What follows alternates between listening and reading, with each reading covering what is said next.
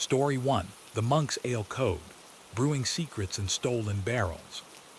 When you think of monasteries, you probably imagine quiet stone walls, candlelit chapels, and solemn monks wrapped in brown robes. Yet for centuries, monasteries across Europe also carried another reputation: brewing. Beer wasn't simply a drink. It was nourishment, medicine, and crucially a source of income. Monks were among the most skilled brewers, with recipes that attracted villagers, travelers, and even kings. But where there is demand, there is temptation. And where there is temptation, there is crime. This is the story of how barrels of sacred ale went missing, how codes scribbled in margins of parchment became a secret language, and how one small monastery in the English Midlands found itself at the center of a theft that spiraled into something much darker. The setting: it was the mid-14th century, a period when Europe was recovering from the devastation of the Black Death. Many monasteries had lost half their number, but their brewing operations continued. Beer was considered safer to drink than water, and in monasteries like St. Wulfric's, ale was brewed almost daily. The monks brewed in large vats, using grain donated by local tenants in exchange for blessings. The ale wasn't just for the brothers, it was sold to nearby inns and markets, making the monastery an important hub of trade. Records show that St. Wulfric's brewed an average of 12 barrels a week, enough to supply 3 villages. Each barrel was worth almost as much as a laborer's monthly wage. And yet, by the autumn of 1357, something strange was happening. The missing barrels. The cellarer, the monk in charge of provisions, noticed discrepancies. The brewing logs showed 12 barrels brewed, but only 10 could be accounted for. A mistake, perhaps, a miscount. But then it happened again the next week, and again. Soon, the pattern was undeniable. Someone was stealing barrels of ale from within the monastery walls. Monks were sworn to vows of obedience and honesty, but monasteries weren't free of sin. There were always tensions, jealousies, grievances, temptations. Still, stealing from one's own brothers was shocking. The cellarer, Brother Matthew, quietly began investigating. He reviewed the brewing logs, checked the locks on the storerooms, and even stayed up through the night. Nothing. The barrels were simply gone. The first clue: coded notes. One evening, while checking the library ledger, Brother Matthew discovered something odd. In the margins of several manuscripts, books copied by hand by the monks themselves, were small coded notations. They didn't match the usual scribe's marks. Instead, they looked like tiny arrangements of lines and dots, almost like musical notes, but not quite. Curious, Matthew compared these symbols to the brewing logs. To his astonishment, the patterns matched. The dots seemed to indicate the number of barrels brewed, the lines the number missing. But what did it mean? Was someone inside the monastery recording the thefts in secret? And why hide them in holy texts? Brewing as currency. To understand the motive, you have to remember that ale wasn't just drink. It was currency. Inns relied on it. Farmers traded it. Even townsfolk used it in barter. A single stolen barrel could buy clothes, meat, or even pay off debts. The region around St. Wulfric's had recently been hit by poor harvests. Grain prices soared, leaving villagers desperate. Ale prices rose too.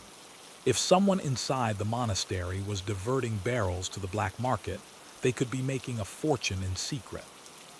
Whispers in the village. Matthew decided to test his theory. He left the monastery and visited the nearby village tavern. Asking casually about the ale supply, he learned that several taverns had suddenly been able to offer a stronger, richer brew than usual. The villagers assumed the monasteries had lowered prices, but Matthew suspected otherwise. The stolen ale was being sold under the monastery's name, but without the monastery's blessing. Someone was smuggling barrels out, selling them, and pocketing the silver. An inside job. At this point, Matthew faced a troubling thought. No outsider could simply walk into the monastery and steal a 300-pound barrel of ale. The gates were watched, and strangers questioned. The theft had to be an inside job. But who? The brewers themselves, the lay brothers who did manual labor, or one of the senior monks? The coded notes seemed to suggest more than one person was involved. A secret network communicating through books, the Ale Code. The trap. Matthew decided to set a trap. He arranged for a barrel to be marked with a hidden seal, an inscription burned into the wood beneath the tap, invisible unless examined closely. He made sure this barrel was placed in the cellar with the others, then waited. Within days, it was gone. A week later, he found it in the village tavern, being tapped and poured as though nothing were amiss. He confronted the innkeeper, who claimed he bought it from a stranger who arrived at night. But Matthew knew only a monk could have smuggled it out. Tensions rise. Word began to spread inside the monastery. Whispers of betrayal, suspicions between brothers. Meals grew tense. No one wanted to believe that holy men could commit such a crime, but the evidence mounted. And then something darker happened. One night, Brother Matthew was awakened by the sound of footsteps near the brewery. He followed them into the shadows, only to be struck from behind. He woke the next morning with a bruised head, lying in the cold cellar. Whoever was behind the thefts now knew he was investigating. The thefts had escalated from stolen ale to attempted silencing. Unanswered questions. Who within the monastery would risk not just theft but violence? Were the coded notes a breadcrumb trail left by the culprits or a warning to stay away? And how far would these secretive monks go to protect their operation? As barrels continued to vanish and tensions deepened, Matthew realized he was no longer investigating a simple theft. He was unraveling a conspiracy that threatened to shake the monastery to its core. When you imagine a monastery, it may seem like the last place on earth where criminal activity would flourish. But beneath the vow of silence and the scent of incense, St. Wulfric's held secrets fermented longer than its ale. Brother Matthew now understood this wasn't just about missing barrels. It was about power, control, and silence. The blow to his head had confirmed it. Someone inside the monastery was willing to harm a fellow monk to keep this underground operation quiet. What he didn't yet realize was how old this crime really was. Brewing bloodlines. After his assault, Brother Matthew convalesced in the monastery's infirmary. It was here that the oldest monk at St. Wulfric's brother Elias came to visit. Elias was near blind and hadn't worked the brewery in years, but he remembered a time before Matthew's vows, before the plague, when the ale never seemed to stay in the barrels. With a hushed voice, Elias leaned in and said, "You're not the first to look for the missing barrels."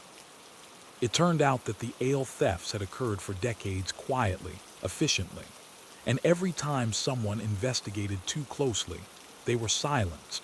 Not always violently, some were transferred to other monasteries. Others simply lost their place in the brotherhood. A few were found dead in their beds. "You want to know the truth," Elias said. "Then look not in the brewery but in the scriptorium." The language of the margins. The scriptorium was where the monks copied manuscripts. It was sacred work. Illuminated texts, gospels, theological debates, all preserved by the patient hands of scribes. But now Matthew viewed these manuscripts with new suspicion. He began decoding the marginalia, the same strange dots and lines he had noticed before. He believed them to be a form of substitution cipher. After weeks of analysis, he cracked the first few entries. 2 pulled post matins, carted to St. Tilda's path. 1 swapped in during Vespers, seal removed. Payment left beneath St. Cuthbert's icon. Each entry detailed when and how a barrel was removed, and where payment was hidden. More disturbingly, some lines referenced monks by name or more precisely by role. The prior ensures silence. Lay Brother Thomas Carts. Abbot complicitum. The final note shook him. If the abbot himself was involved, the conspiracy reached the very top. The prior's unsettling sermon. The following Sunday, the prior delivered a sermon not about scripture, but about betrayal. He spoke of Judas, of trust broken from within. He urged brothers to confess sins before they festered, and to report suspicions before the monastery was tarnished by the poison of selfish hearts. His tone was calm, but his gaze was surgical. Matthew knew the sermon was a warning. The prior knew someone was looking. Following the barrels, Matthew needed to confirm his suspicions. He began waking in the middle of the night, observing from the bell tower. After 5 nights, his vigilance was rewarded. Just before dawn, he saw 2 lay brothers Thomas and Will emerge from the brewery. They rolled one barrel quietly toward the chapel. Odd, since no storage was kept there. He followed at a distance and watched as the pair opened a stone slab near the chapel's side, revealing a tunnel. It was an old monk's escape tunnel from centuries earlier, long thought collapsed. The lay brothers rolled the barrel inside and vanished. Matthew waited, hidden behind the garden wall. Nearly 40 minutes later, the 2 emerged again without the barrel. Into the tunnel. The next evening, Matthew returned with a torch and a hidden dagger, though the very thought of violence made his stomach churn. He lifted the slab and descended into the tunnel. The path was narrow, earthen, and damp, but after 15 yards it opened into a larger chamber and old cellar from before the plague. Inside were 7 barrels, some marked, some sealed. One had the monastery's wax insignia carefully peeled away and replaced with a forged one.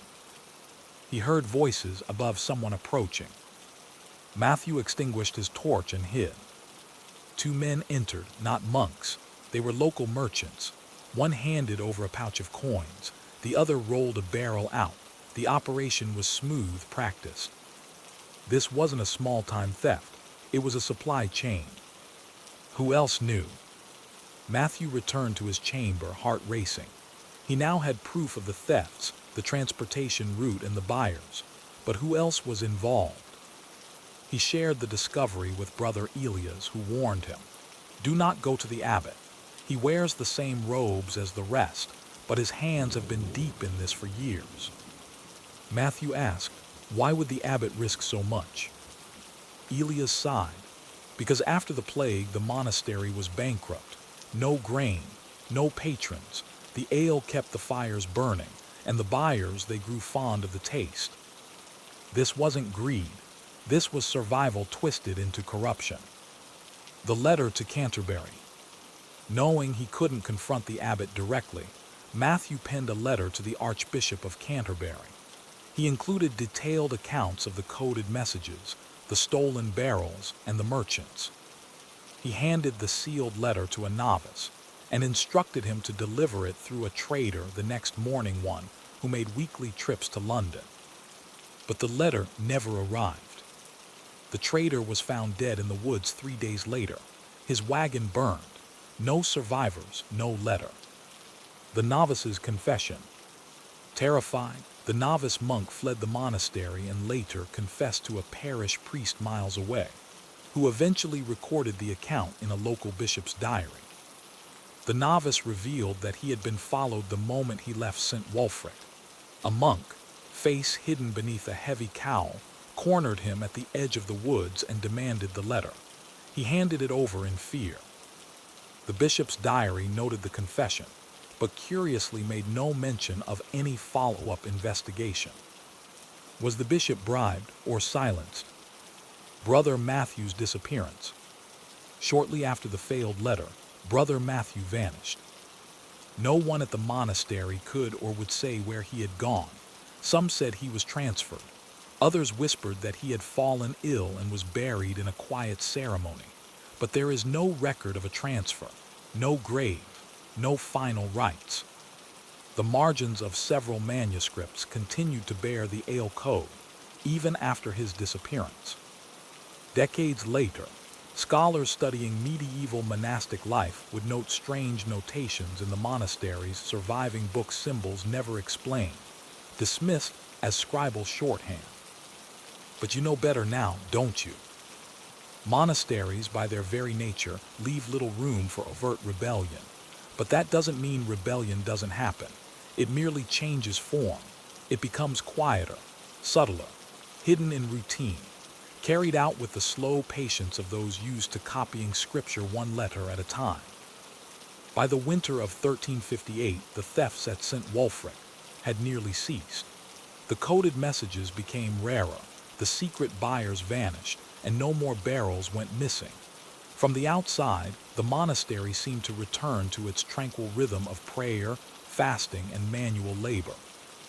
But Brother Matthew was still gone, and the silence that followed his disappearance didn't feel like peace.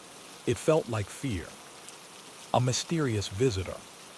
Nearly a year later, a royal auditor arrived at St. Wulfric, sent not by the archbishop but by the crown. His purpose was to review the monastery's grain records.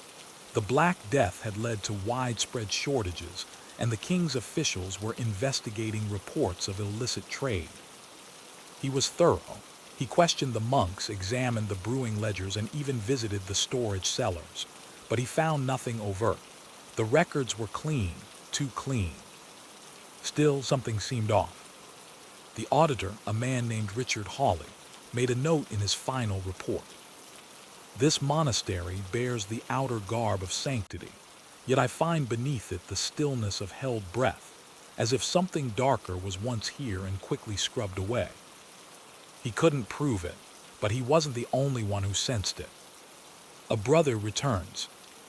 In the spring of 1360, 2 years after his disappearance, Brother Matthew returned. But he didn't come in the robes of a monk.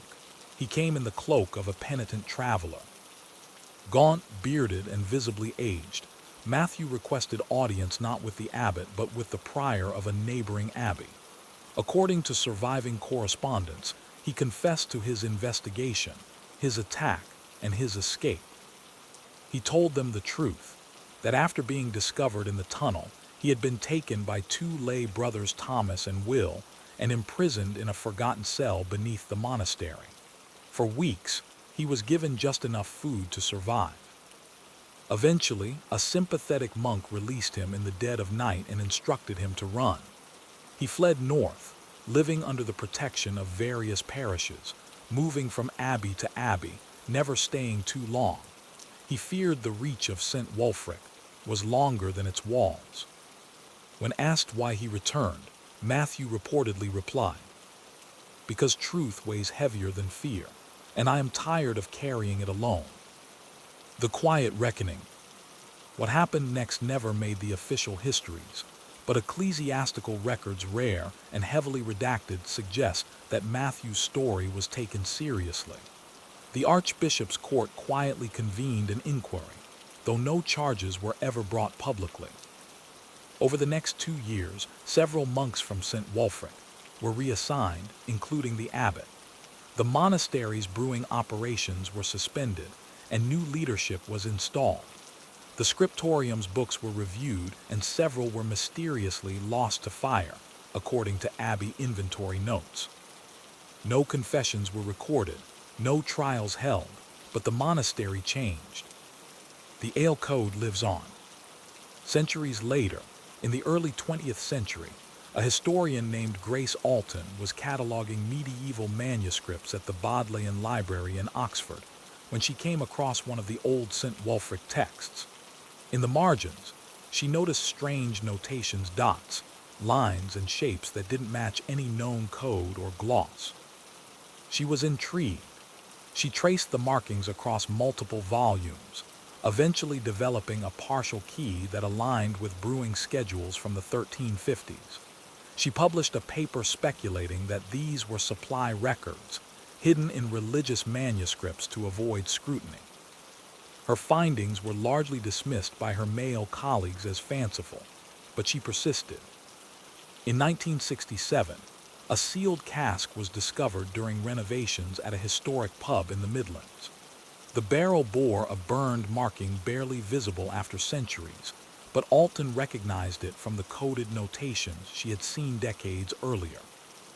It matched the ale code. Lessons in the margins. You may be wondering, why does this story matter? It's just stolen beer, hidden tunnels, and monks behaving badly. But it's more than that. It's a reminder that even in places of holiness, corruption can ferment. That crime doesn't always come with a dagger or a pistol. Sometimes it comes with silence, with records adjusted, with heads turned. And perhaps most hauntingly, it shows us that criminal conspiracies can endure not because they're invisible, but because those who see them are ignored. Brother Matthew never saw justice in the way he hoped, but his legacy, the whispers he followed, the secrets he uncovered survived in the margins. Those who study history now read between the lines, and when they do, they find more than scribes' notes. They find confession. Story 2. The Silent Poisoner of Croydon. The quiet town of Croydon, just south of London, has long lived in the shadow of the capital. A place where children rode bicycles without helmets, neighbors knew one another's routines, and Sunday roast was still a sacred tradition. But in the early 1920s, Croydon became infamous for a series of deaths so discreet, so subtle, that even the victims went to their graves never suspecting foul play. This is the story of how politeness became a murder weapon, how poison hid in plain sight, and how a series of seemingly natural deaths were quietly traced back to a single kettle. A town of habits. Post-WWI England was trying to heal. Cities were rebuilding, soldiers were returning, some broken, some hardened, and families were piecing together normal life. Croydon was spared the worst of the bombing, but not the grief. Nearly every household had lost someone to the war or the influenza pandemic that followed. In such times, routine became a form of therapy. Every Thursday afternoon, a group of elderly locals gathered at St. Mark's Parish Hall for tea and biscuits. They were mostly widows and retirees, ladies in stiff skirts, gentlemen with liver spots and canes. They played bridge, listened to sermons, and sipped their tea. The tea was always served from the same pot, brewed by the same woman. Her name was Mildred Cook. The first death, natural causes. It started with Mr. Harold Tinsley, a retired railway inspector. One moment he was seated at the tea table discussing the merits of new tram routes. The next, he slumped gently in his chair. The doctor attributed it to heart failure. He was 78.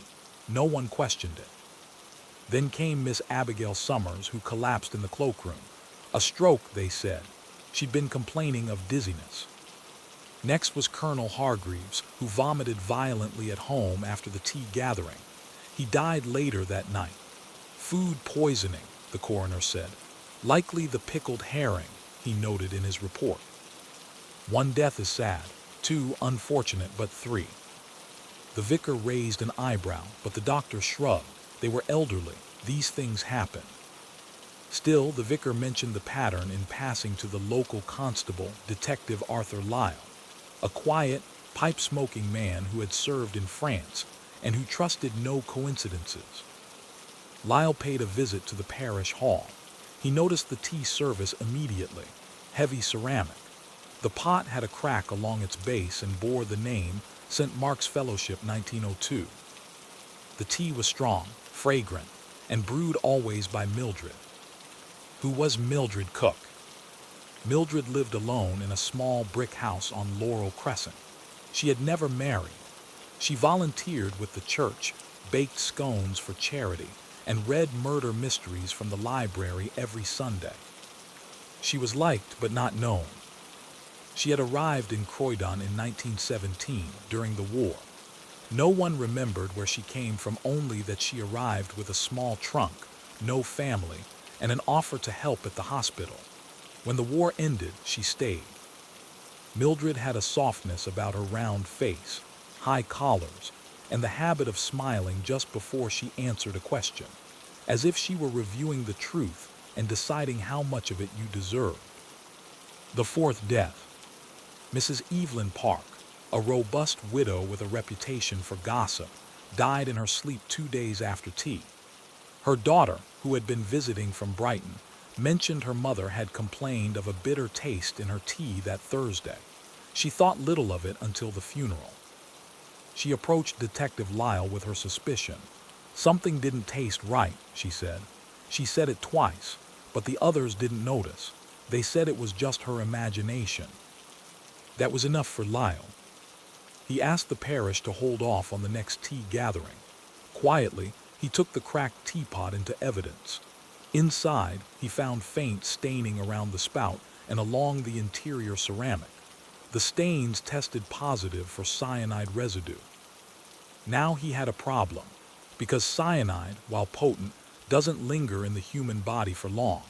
It dissipates quickly, especially when not specifically tested for.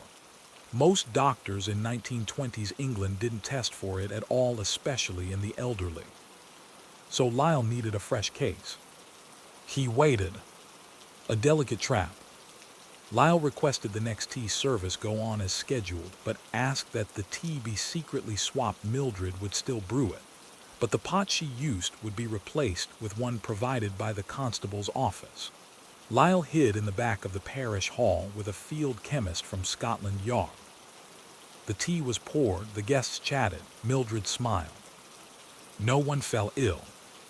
Lyle emerged and took the decoy teapot back for testing. No cyanide. But when Mildred returned to the kitchen, perhaps out of habit, she rinsed out the real teapot, the one she'd used every Thursday before. Lyle had stationed a second officer outside the hall who retrieved the pot from the bin. Tests showed traces of potassium cyanide, stronger than before. The poison had been added post-brewing, not to the tea leaves but into the pot itself. Someone had dosed it carefully, precisely. And Lyle believed it was Mildred. But why? There was no clear motive. Mildred didn't stand to inherit anything. The victims weren't wealthy. In fact, the pattern was baffling. None of them had strong connections to Mildred beyond these Thursday gatherings. So Lyle began to dig. He traced Mildred's arrival in Croydon to 1917. Before that, she had worked in a munitions factory in Kent. During the war, women in such roles handled dangerous chemicals, including cyanide compounds used for gas masks and explosives. More disturbing was a hospital report from that factory's vicinity. 2 patients, fellow workers, had died from what was described as accidental ingestion of contaminated tea. No one had been charged, but Mildred left Kent shortly afterward. Her file included a note, recommended for reassignment, avoid sensitive duty. Was it an accident or an early rehearsal? An old letter. A breakthrough came when a local historian, digging through boxes at the parish, found a letter tucked into a hymn book from 1920. It was addressed to Mildred and signed only with the initial C. It read, "You were right about Abigail. She never should have returned. We said our goodbyes years ago. What are we if we cannot keep the past buried?" Detective Lyle believed the letter referred to Abigail Summers, one of the earlier victims. But what did she return from? What past did she and Mildred share? Further research uncovered a photograph from 1901, a school for girls in northern London. In the back row stood Mildred Cook, a young Abigail Summers, and a third girl with a sharp jawline and piercing eyes, Celia Mayhew. Celia died in a fire in 1912. A fire started with flammable chemicals from a school lab. 3 women, 1 survivor. 1 who made the tea. Still no charges. Despite circumstantial evidence, Lyle couldn't make an arrest. There were no living witnesses, no direct confession, and crucially, no recent deaths that could be definitively tied to poison. His superior advised him to let it lie. Lyle refused. He requested one last attempt at an interview. The conversation. He sat across from Mildred in her sitting room. She poured tea, he didn't drink it. "I assume you're here about poor Evelyn," she said. "Terrible business, but you know how age is." "I think you've been helping death along," Lyle replied. Mildred smiled. That soft, considering smile. That's quite the thing to say to a woman who volunteers for the infirm. "Did you know Abigail Summers before she came to Croydon?" "I knew a girl named Abigail once," she said, "but people change, or pretend to." "What about Celia Mayhew?" The smile dropped. For the first time, Mildred looked tired. "She set the fire," Mildred said quietly. "Not me, but they blamed me anyway. Abigail was supposed to say something, she didn't." "And you forgave her?" "I served tea," Mildred said. "Every Thursday, that was my forgiveness." Lyle waited for more, but she offered none. No trial, no justice, no closure. Mildred Cook died in 1935. Her death certificate lists natural causes. No charges were ever brought against her. Detective Lyle retired from the force in 1942. He kept the cracked teapot on a shelf above his desk. He often said it reminded him of the one case that got away, not because the killer was clever, but because everyone around her chose not to see her clearly. She was mild, polite, and lethal. The weight of civility. In the end, Croydon returned to its quiet routine. The tea gatherings stopped for a time, but resumed eventually with new pots and younger volunteers. People talked about the unfortunate streak of bad luck during the 1920s, but few connected the dots. Even fewer wanted to. Because the real horror wasn't the poison, it was the politeness.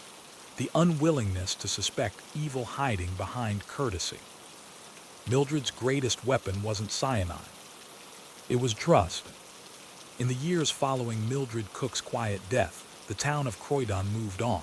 The war came and went. Streets modernized. Families grew. Yet whispers lingered. Children dared each other to walk past her old house on Laurel Crescent.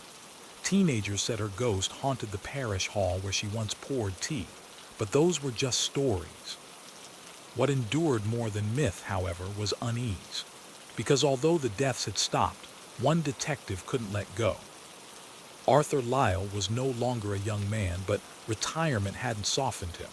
He knew what he'd seen, and what he hadn't been allowed to prove. He returned to the case in private, not out of revenge, but responsibility. After all, how many had died because no one dared ask hard questions soon enough? The death list. Lyle began assembling a list not of confirmed victims, but suspected ones. He reopened the old death registers, compared names with parish attendance rolls, and tracked the timeline. Over time, a disturbing pattern emerged. Between 1920 and 1924, 9 people died shortly after attending Thursday tea at St. Mark's. All were considered natural deaths. Most were over the age of 65. None received autopsies. Lyle created a table with their names, dates, known symptoms, and what was served at the time. Common threads began to appear: sudden dizziness, vomiting, sleepiness that preceded cardiac arrest. It mirrored early cyanide toxicity. He wasn't alone in his suspicion. A young medical student from London, Isabel Crane, came across Lyle's notes while researching historic uses of poisons in crime. She offered to help, and together they reconstructed the pattern of deaths as closely as records allowed. Reopening the past, they focused on Colonel Hargreaves, who died violently and suddenly in 1921. His remains had been interred in a sealed family vault at the town cemetery. With permission from a surviving relative, Lyle requested a limited exhumation for chemical analysis. Incredibly, bone and hair samples still held trace amounts of cyanide salts. It wasn't conclusive, it couldn't be after all that time, but it was highly suggestive. Modern testing was clear. This was not natural. Lyle now had enough for a theoretical indictment, but the suspect was long dead, and the town had little appetite for dragging up the sins of the past. So he published instead the 1947 report. In 1947, Lyle released a privately printed monograph titled Tea and Quiet Death, a study of unproven murders in interwar Croydon. Only 200 copies were produced. It never reached the mainstream press, but among criminologists it became legendary. The monograph contained detailed breakdowns of names of all suspected victims, timetables of tea gatherings, statements from witnesses, including Mildred's cryptic responses, a full appendix on cyanide use and detection in the 1920s, the decoded letter referencing Abigail and C. At its heart was this chilling claim. Had the community been willing to question a beloved figure sooner, 7, possibly 9 lives might have been spared. But kindness without scrutiny is not virtue, it is camouflage. Reactions and repercussions. The publication stirred quiet outrage within the local parish. Elderly survivors from the original tea gatherings rejected it as nonsense and slander. But others, particularly younger readers, began asking questions. Was there ever justice for the victims? Did the church fail to act? Should the town have intervened? In a letter to the Croydon Weekly Gazette, a woman who identified herself only as a granddaughter of the last cup wrote, "My grandmother always said the tea had a bitter taste that day, but they drank it because they were taught never to make a fuss. That's what politeness got them, a slow goodbye." Lyle refused interviews. He declined praise. He said only this: "It wasn't justice, but it was remembrance." Mildred's background, a second look. As scholars picked up Lyle's work, new details about Mildred's past surfaced. A 1911 census record showed a Mildred Cook listed as a chemistry assistant in Kent, working not just in munitions, but in a poison control lab, cataloging deadly compounds for early wartime research. More intriguing, a 1913 newspaper article from Dover described an accidental poisoning at a women's boarding house. The article mentioned 3 women taken ill after a shared meal. 1 died. The article did not name the survivor. Lyle had always believed that Mildred's motives were psychological, not financial. She didn't poison for money. She poisoned to erase, to purge, to silence. What had these women done? Betrayal, witnessing, or simply known too much? The most haunting question was this: did she always know who she was going to kill, or did she decide after the tea was poured? Unanswered links. Lyle and Crane uncovered 2 other curious deaths, possibly linked to Mildred before she arrived in Croydon. Dr. William Reeves, found dead in his London clinic in 1916 after a cup of tea brewed by a volunteer nurse, whose name was redacted in the hospital logs.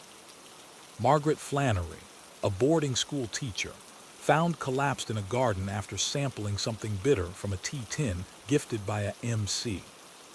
Neither case was investigated thoroughly. After all, it was wartime.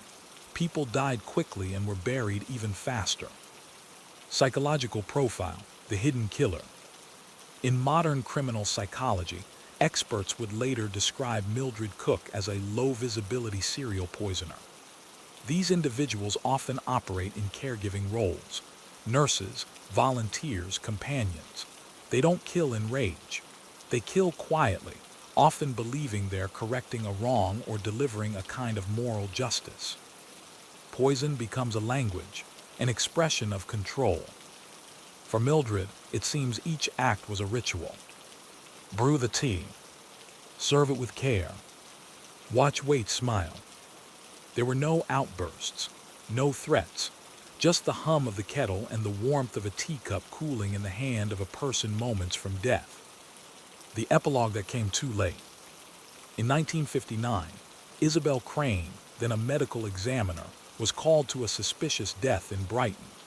An elderly woman had collapsed after drinking herbal tea at a local care home. The tea had been brought in by a visiting church volunteer, described as a sweet-faced woman in her 60s with a box of lavender biscuits. Crane asked to see the signature in the visitor's book. The name listed was M. Carter. It was likely a false name, but Crane believed it was Mildred Cook's niece or someone continuing her methods. The silent poisoner, it seemed, had inspired imitation. What we choose not to see. We expect evil to wear a scowl, to shout, to be angry or violent. But real horror is often quieter. It moves in silence. It serves you tea and asks about your grandchildren. In Croydon, 9 people may have died not because of what Mildred did, but because of what no one dared suspect. Sometimes, it's easier to believe in coincidence than in deliberate harm from a gentle hand. But you have to ask yourself, what's in your cup and who brewed it? What do we do with a crime that never ended in arrest, never reached trial, and never gave its victims justice? Do we forget it?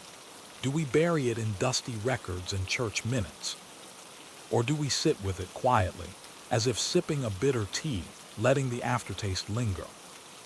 By the time Mildred Cook died in 1935, she had likely murdered at least 9 people, possibly more. No one ever confronted her. No one ever stopped her. She died peacefully, with her shoes by the door and a teacup in the sink. But her story didn't die with her. The final suspect.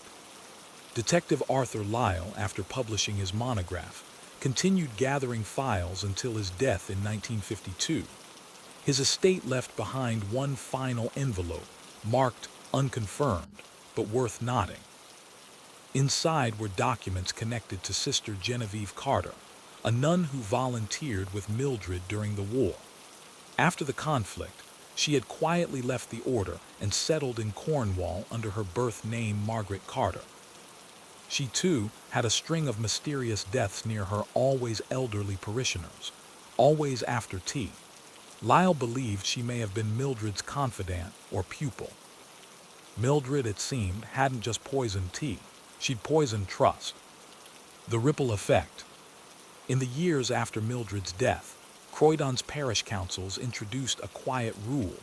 All food and drink served during public events must be logged and prepared under supervision. They never mentioned Mildred by name, but everyone understood why. A generation of parishioners grew up hearing 2 warnings. Never take biscuits from strangers. Never drink tea you didn't see brewed. For many, this sounded like old wives' tales.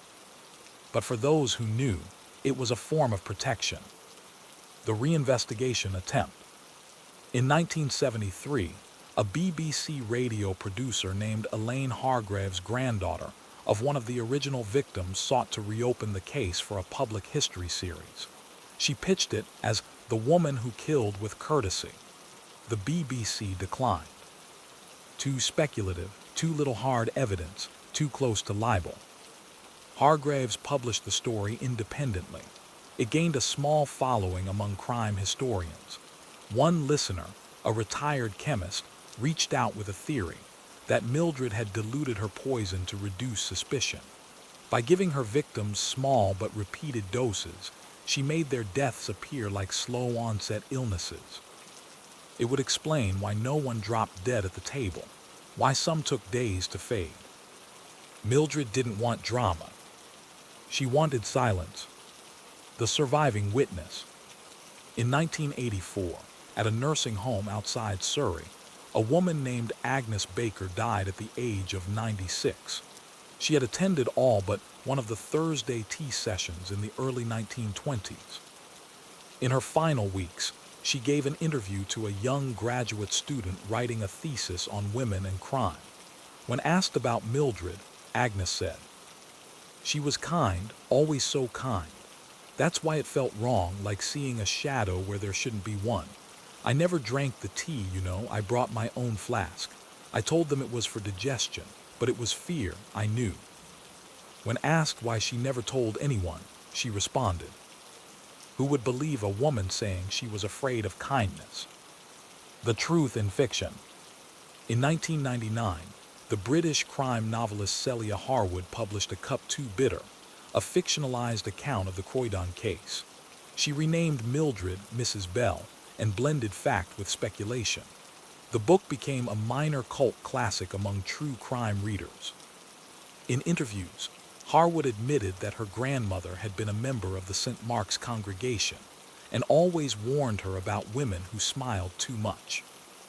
Harwood's closing lines in the novel echoed the truth. "Some poisons kill the body, others kill belief. She did both, and we let her." The kettle's legacy. Today, the original ceramic teapot once used at St. Mark's Parish Hall is housed in a small museum in Croydon. It sits behind glass, cracked and discolored, with a simple plaque.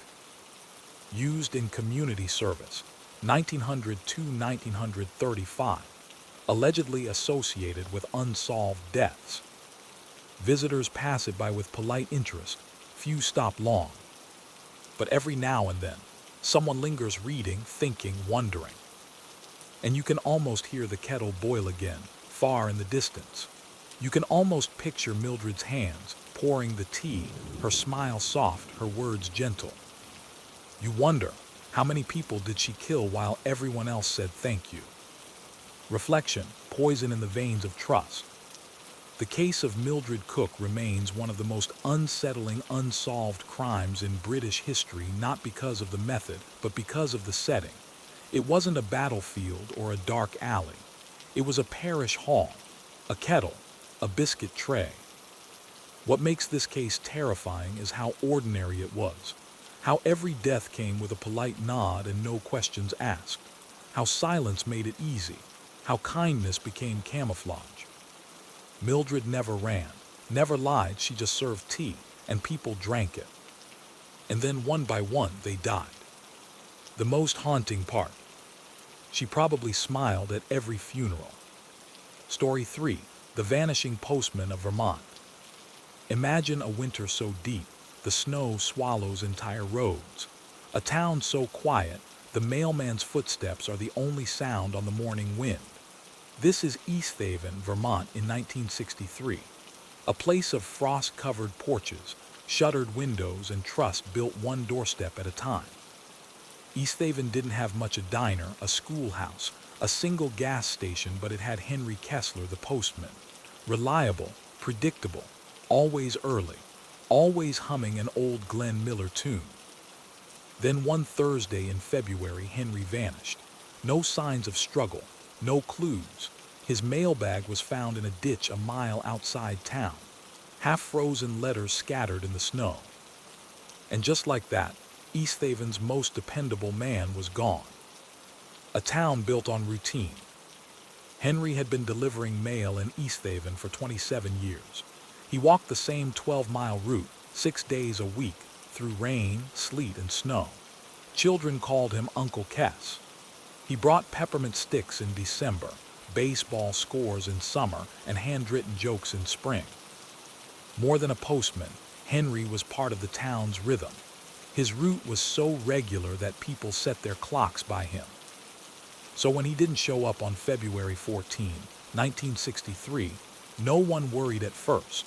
A blizzard had passed through the night before, winds strong enough to down trees, ice thick enough to crack tires. People assumed he delayed his route. Until Sheriff Donnelly found Henry's satchel at the bottom of Red Pine Gulch, lying open, letters half buried beneath powdery snow. The satchel. The canvas satchel was soaked and torn at the strap. Some letters were missing. Others had been ripped open, their contents gone. Among the debris was a Valentine's Day card, addressed to a local widow, Mrs. Alois Stratt. It had been opened and resealed. But it wasn't just the mail that raised suspicions. Near the satchel were 2 sets of footprints, one Henry's, confirmed by his worn winter boots, and another heavier, longer, wearing treaded soles uncommon in town. They led up the ridge, but not back. The road to nowhere. Sheriff Donnelly called in the state troopers, but search dogs couldn't track a scent in the icy wind. Helicopters scanned the nearby forests. Volunteers combed the gulch with lanterns. They found nothing. Henry had no enemies. He lived alone above the post office.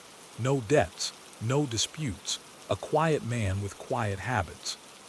What they did find, however, was strange. Hidden beneath a boulder near the satchel was a burned envelope. Charred along the edge, its return address read: Federal Bureau of Investigation, Washington, D.C. Why would Henry Kessler be carrying mail from the FBI? The Whisper Network. In the following days, a shift came over East Haven. Doors locked earlier. Conversations shortened, and strange rumors began to circulate. Some said Henry had been recruited as a federal informant, secretly delivering mail to a government safe house in the woods. Others whispered he had stumbled across a crime hidden in plain sight, maybe someone's dirty money, or something more sinister. Sheriff Donnelly dismissed the gossip, but then a second report surfaced. A traveler stranded in East Haven during the blizzard came forward. He claimed that on the morning of Henry's disappearance, he saw a dark blue sedan idling off Route 12 near the tree line. Inside sat two men in suits, neither locals. The man waved. They didn't wave back. The letter that shouldn't exist. 1 week after Henry's disappearance, Reverend Moffat, a local pastor, received an envelope with no return address. Inside was a letter typed on yellowed paper. It read, "Some messages are not meant for delivery." He opened what should have remained sealed. Sheriff Donnelly examined the letter. There were no fingerprints, no identifying marks, only one clue. The envelope had a faint embossed seal on the flap, an eagle with outstretched wings. Not local, possibly federal. When Donnelly tried to trace it, he received a phone call from a blocked number. The voice on the line simply said, "It's in everyone's best interest to let sleeping dogs lie." He was never contacted again. A ghost in the post. The townspeople held a small memorial for Henry on March 1, 1963. No body, no coffin, just a wreath on the post office steps. Children tied ribbons to the mailbox in his honor. But then something deeply unsettling happened. On March 17, a postcard arrived at the diner. It was postmarked from Canada. No return name, no message, just a single line handwritten on the back. "Snow melts, secrets thaw." It was signed, HK. The handwriting matched samples of Henry's letters exactly. The FBI visit. 2 days later, two men in suits visited East Haven. They questioned the diner owner, the sheriff, and Reverend Moffat. They requested the postcard and took it without issuing a receipt. They refused to say why they were investigating or who they represented. When asked directly if the Bureau was involved, one of the men simply replied, "This is a federal matter. Local jurisdiction is concluded." Then they left. The case was quietly closed by state authorities within the week. What did Henry know? Henry Kessler wasn't a spy.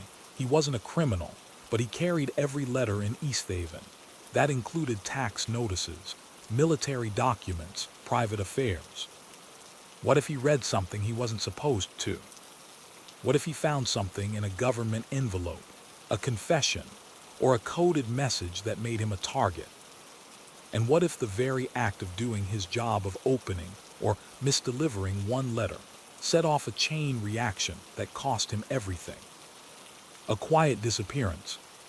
No one ever saw Henry Kessler again. No remains were found.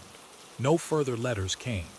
His apartment remained untouched, save for a single kettle, still warm when police first entered the room. The town moved on, but the mailbox outside the post office still bears a scratch that wasn't there before. Locals say it's shaped like a letter K. Most don't look too closely. Henry Kessler had been gone for more than a month when the first mail theft occurred. It was subtle. A single parcel went missing from Mrs. Claiborne's front steps. A week later, 2 tax notices vanished before they were opened. People assumed it was weather or forgetfulness. But after the 4th complaint, Sheriff Donnelly began keeping quiet records. Someone was collecting mail again, but it wasn't the post office. And whoever it was, wasn't delivering it. The man in the pine woods. In late March, a 14-year-old named Teddy Mays bored during school break decided to explore the woods near Red Pine Gulch, where Henry's satchel had been found. He followed a deer trail past a broken fence, and there he spotted a figure in a coat standing at the edge of the trees. The man was tall, still, and holding a bundle of envelopes under one arm. When the figure noticed Teddy, he turned, but his face was covered by what the boy described as a gas mask or an old pilot's helmet. Startled, Teddy ran home. He told his mother, who laughed it off. But the boy had proof. He'd taken a Polaroid photo, blurred and grainy, but showing a man-shaped silhouette holding a bag identical to Henry's post satchel. Fire in the woods. Just days after Teddy's sighting, a fire broke out deep in the pines. Volunteer firefighters arrived to find a crude shelter burned to the ground. Amid the ashes were melted tin cans, scorched bedding, and a pile of partially burned letters. Among them, only one remained readable. It was addressed to Henry Kessler, dated November 1962, and marked "Return to Sender." But it had never gone through the post office. The sender, United States Department of the Treasury. An unusual delivery. In April, Mayor Reuben Frey received an unmarked box at his home. Inside was a stack of documents, some sealed in wax paper to prevent water damage. There was no note, just a small brass pin shaped like a postal eagle. The documents were copies of town property transfers, some dating back to 1958, all signed under suspicious aliases. The same name, M. Lawrence, appeared repeatedly as a buyer of various lots on the outskirts of town. Mayor Frey brought the documents to Sheriff Donnelly. M. Lawrence, as it turned out, didn't exist. But according to the county clerk's office, these land sales were official, approved, signed, notarized. And most of them witnessed by Henry Kessler, a mailman with a memory. Henry wasn't just a delivery man. In small towns like East Haven, postmen sometimes served as legal witnesses, especially for those without easy access to notary services. It was common practice in the 50s and early 60s. So when M. Lawrence showed up with deeds and envelopes, Henry likely signed as a witness. But what if years later he realized those documents were forged? What if he recognized the handwriting, the false witnesses, or the repetition of names? And what if he started asking questions? The stamped ledger. Tucked inside a church pew in May, a woman cleaning for Sunday service found a small leather-bound notebook, the kind Henry was known to carry. Its cover was burned at the edges. Its pages were covered in Henry's familiar cursive recordings of postal routes, unusual packages, and strange interactions. One entry stood out. Third time this week. Letter marked confidential, heavy envelope. No return. Same courier each time, blue car, tinted windows. They don't go to the front door. They go around. Leave nothing in the outgoing box. Only take. Later in the same entry, scribbled quickly.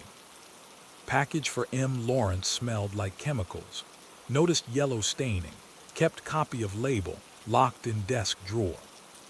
The desk drawer in Henry's apartment had never been opened, until now. The drawer's contents. With approval from the mayor, Sheriff Donnelly returned to the apartment and forced open the stuck drawer. Inside was a single manila folder wrapped in wax paper.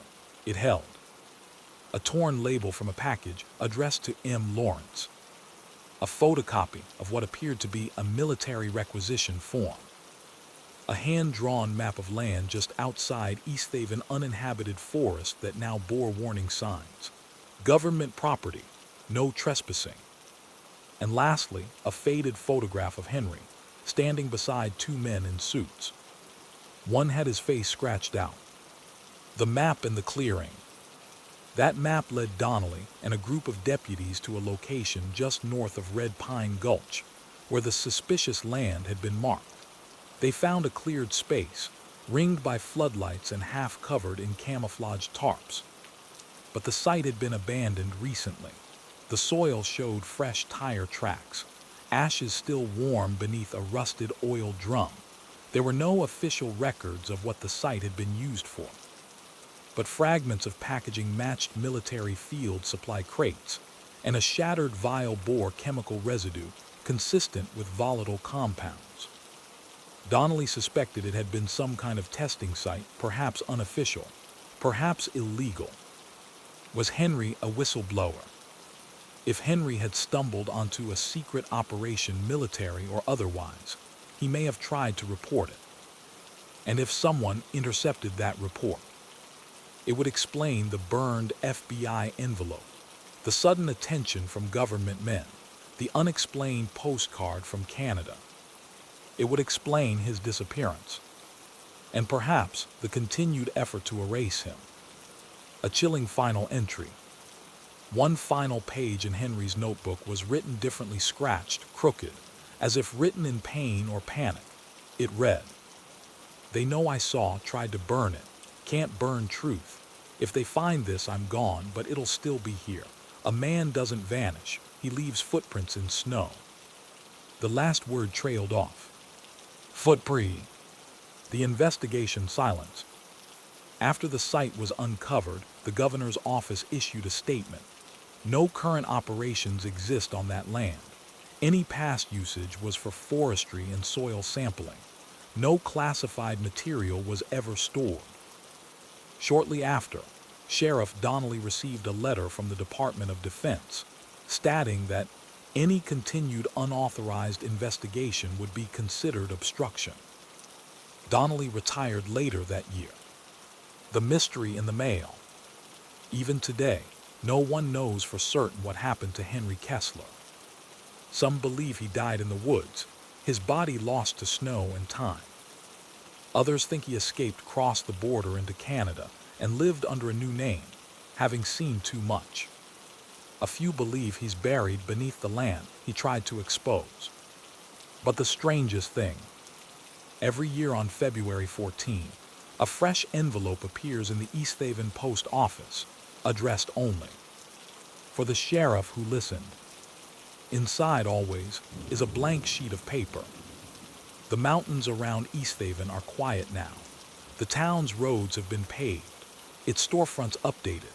But each year, as February draws in and the wind thickens with ice, some residents glance toward Red Pine Gulch and wonder, what really happened to Henry Kessler?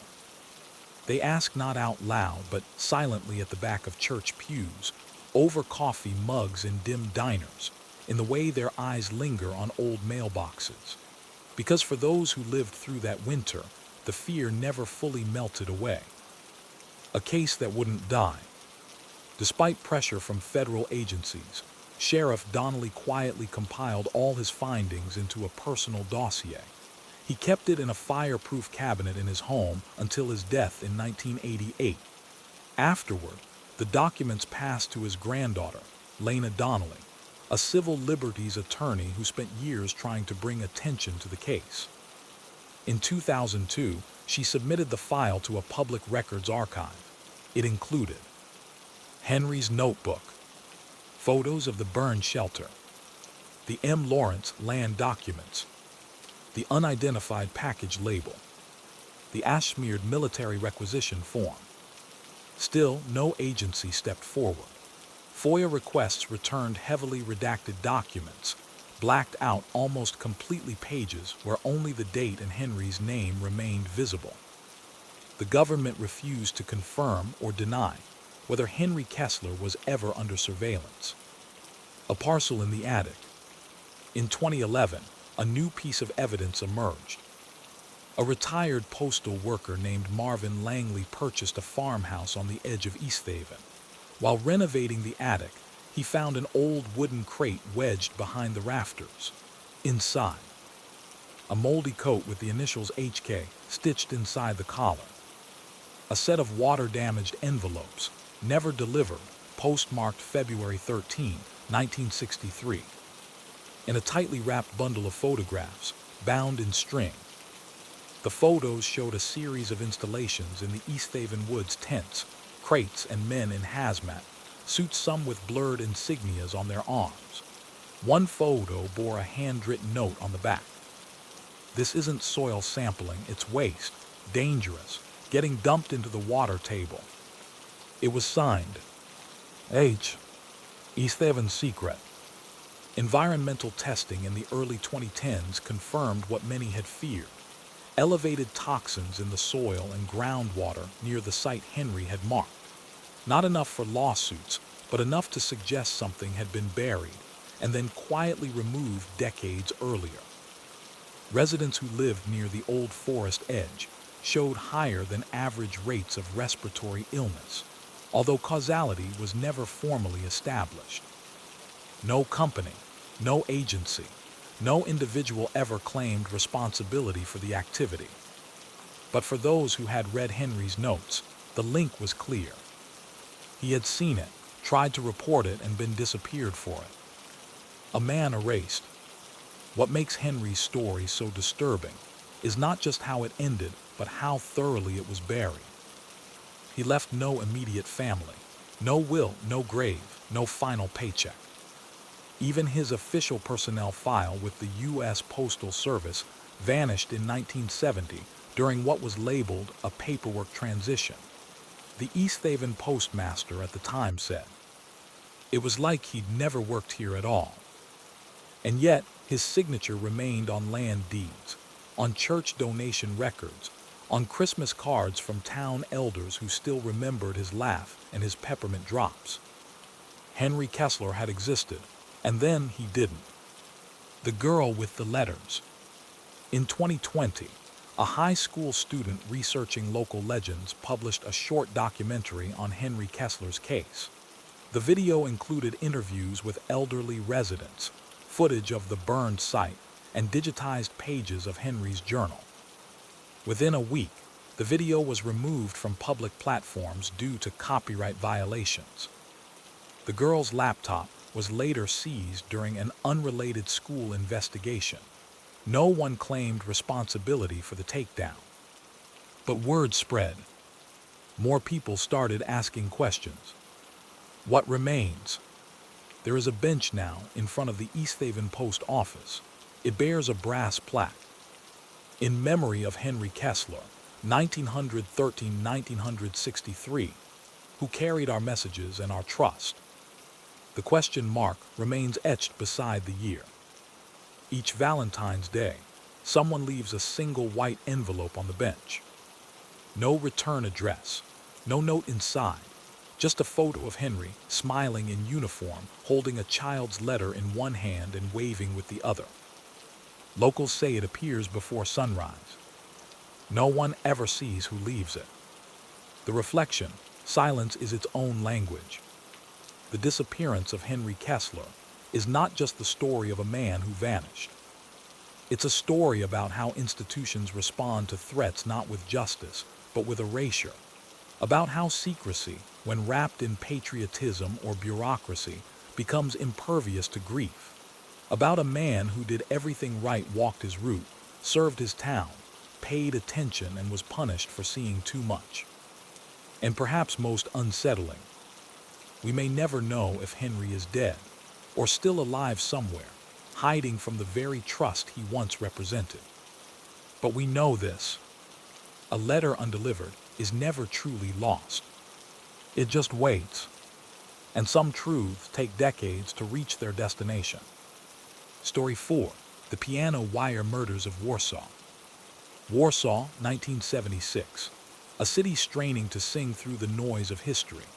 Behind the gray concrete blocks and the scarred Baroque facade still healing from war, you could hear it, Chopin echoing from second-floor flats, violin practice drifting through stairwells, a pianist rehearsing a nocturne in a cracked window above a bakery. Poland, under the weight of Soviet control, leaned on its music to breathe. But in the winter of 1976, a different sound came from a quiet neighborhood near Nowy Swiat. A scream, a crash, and a strange metallic note like a piano string plucked by violence. The next morning, Zofia Krawiec, age 53, was found dead in her apartment. Strangled with a length of piano wire. A city of notes and secrets. Zofia wasn't famous. She wasn't wealthy. She was a music teacher, known for her strict discipline and beautiful tone. Children feared her knuckle raps but loved her warm cocoa and lullabies after practice. She taught out of her apartment 2 small rooms filled with dusty sheet music, framed photographs of long-gone orchestras, and a grand piano she kept impeccably tuned. When the neighbors heard a commotion, they assumed a chair had fallen. But when Zofia didn't answer the door the next morning, the landlady called the police. They found her seated upright as if playing, her hands folded in her lap. No signs of forced entry, no robbery. But a single piano wire was coiled tightly around her neck, strangled from behind. Not a drop of blood, not a single footprint. Just the wire, and a torn corner of sheet music left on the floor. The first death is an incident. Police wrote it off as a burglary gone wrong, but nothing was taken, no valuables missing, no signs of struggle. Then 3 weeks later, another death. This time Adam Lewicki, a former violinist and recluse, found in his home. Same method, strangled with piano wire, seated as if caught mid-song. Again, no signs of entry, no missing property, no fingerprints. And again, a scrap of sheet music at the scene.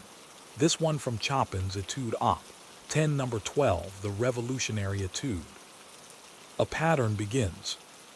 By late spring, the third victim emerged. Marta Wisniewska, a retired soprano who once performed in Gdansk before retreating into silence after her husband's disappearance during the war.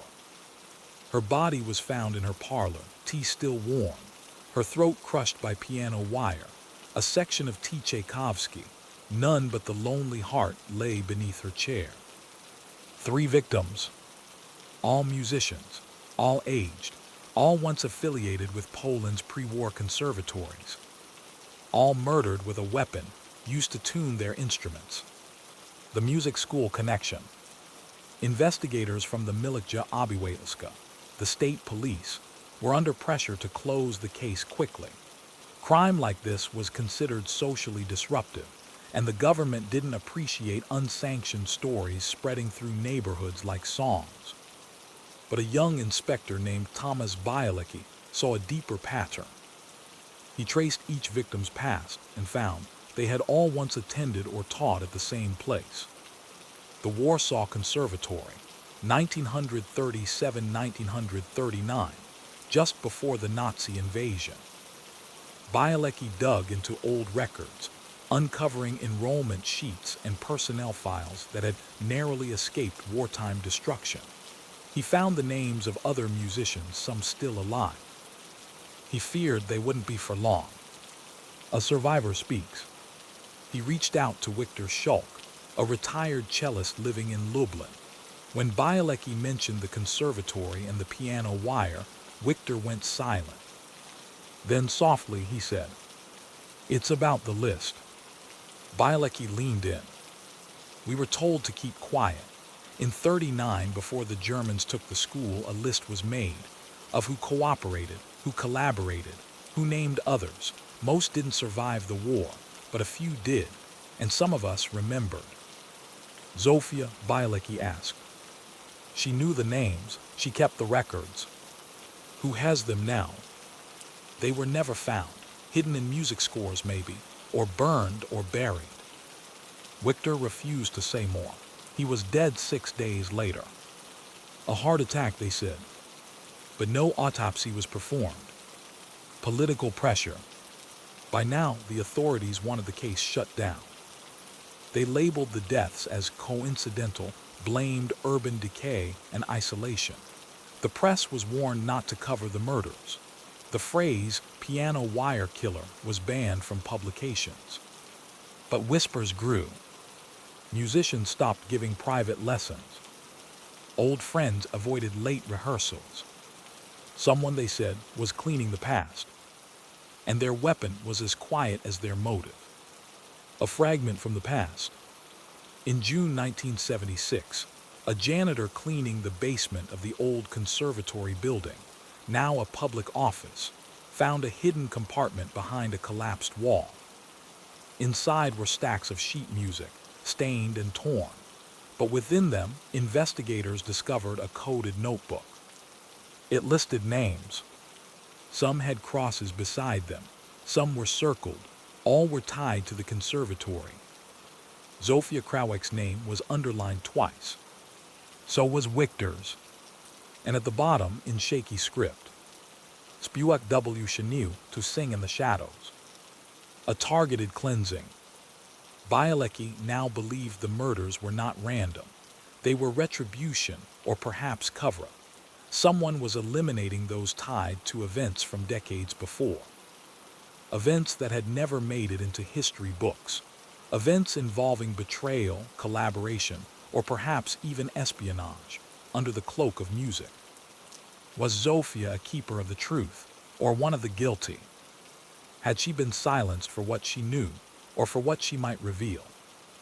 And who had the motive, the access, and the knowledge to carry out such careful, ritualistic murders, all tied by a strand of wire? A silent tune continues. As summer drew in, 2 more musicians from the original list died, both ruled natural causes, but both were cremated within 24 hours. No autopsy, no police involvement. Bielecki began receiving anonymous calls. No voice, just piano music, always the same pieces found at the crime scenes. A warning, or a signature. The killer, it seemed, played not just with wire, but with time. The summer of 1976 turned sweltering in Warsaw, but the tension in the city's musical community was colder than ever. Conservatories shuttered early. Music tutors canceled lessons. Elderly performers stopped answering knocks at their doors. The killer or killers had made their message clear. Someone was tuning the past and silencing every note out of place. Detective Thomas Bielecki, now working unofficially, was convinced that what had begun as isolated killings was in fact the slow unfurling of a revenge decades in the making. The list grows shorter. From the recovered notebook hidden in the old conservatory, Bielecki compiled 23 names, all connected to the pre-war Warsaw Conservatory. 15 were confirmed deceased, most during the war, some decades later. That left 8. Of those 8, 5 had already died within the past year, each under strange but unconfirmed circumstances. Zofia Krawiec, strangled wire. Adam Lewicki, strangled wire. Marta Wisniewska, strangled wire. Wiktor Shulk, heart failure, no autopsy. Emil Grabowski, found drowned in bathtub, ruled accidental fall. Only 3 remained. Professor Henryk Balicki, former conservatory director, now in Krakow. Lucja Abramczuk, a reclusive musicologist living in the outskirts of Wrocław. Tadeusz Zielinski, blind pianist, reportedly living in a monastery near Lodz. Bielecki made a decision. He would warn them. One by one. The professor in hiding. Henryk Balicki, now 81, was found in a rest home in Krakow, frail but lucid. When Bielecki explained the murders, the professor's hands trembled. "I knew it would come back," he whispered. "We all knew. We just thought it would come sooner or never at all." Balicki admitted that during the German occupation, several conservatory faculty had been coerced into collaboration, nomming Jewish students, surrendering band compositions, and offering musical services to the Nazi elite. But after the war, many of those who had cooperated were quietly allowed to return to society, as long as they stayed silent. Zofia had kept a second set of records, Balicki confirmed. She refused to destroy them. She believed truth would outlive shame, he said. When asked who might be behind the murders, Balicki mentioned a name not on the list. Julian Rakowski. Julian Rakowski, the forgotten student. Rakowski had been a student at the conservatory in 1938, talented, promising, and Jewish. One of the last students to disappear during the early Nazi raids. His name was never officially added to the death lists. Rumors claimed he had survived by joining the resistance, acting as a courier, even spying on behalf of Allied agents. But after 1945, he vanished completely. Until now, Bielecki found one possible trace, a residency file from 1951 for a man named Joseph Rednicki, living in eastern Poland under a new identity. Same birth date, same birthplace, no known relatives. In his profession, it listed only one word: tuner. A house full of silence. Bielecki visited Rednicki's last known address in a rural village near Bialystok.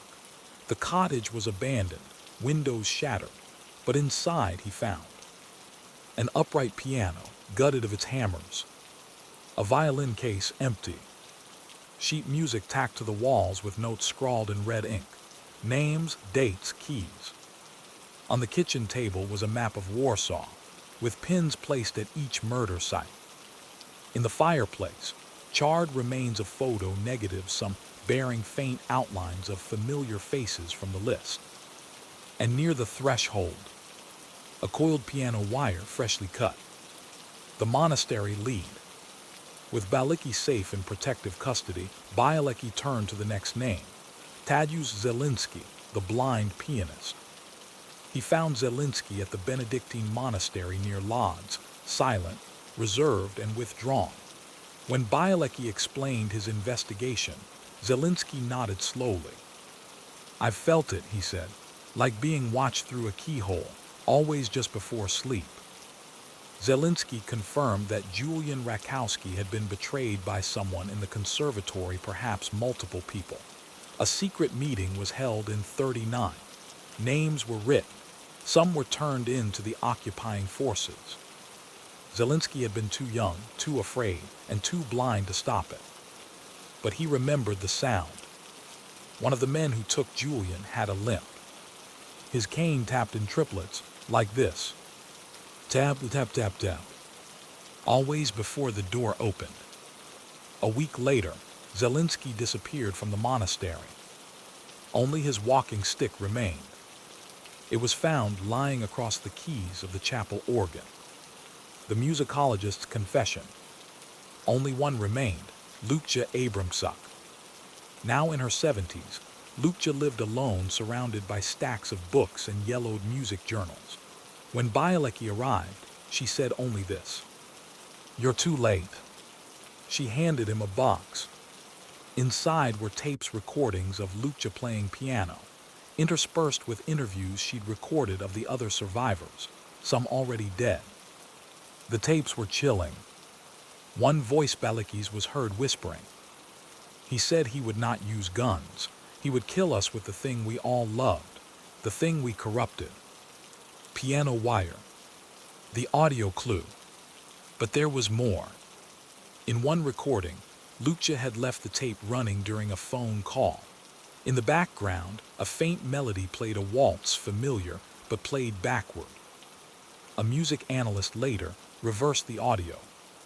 It revealed a musical signature embedded in the notes, a pattern corresponding to the first letters of each victim's name. It was a death fugue, carefully composed, methodically executed.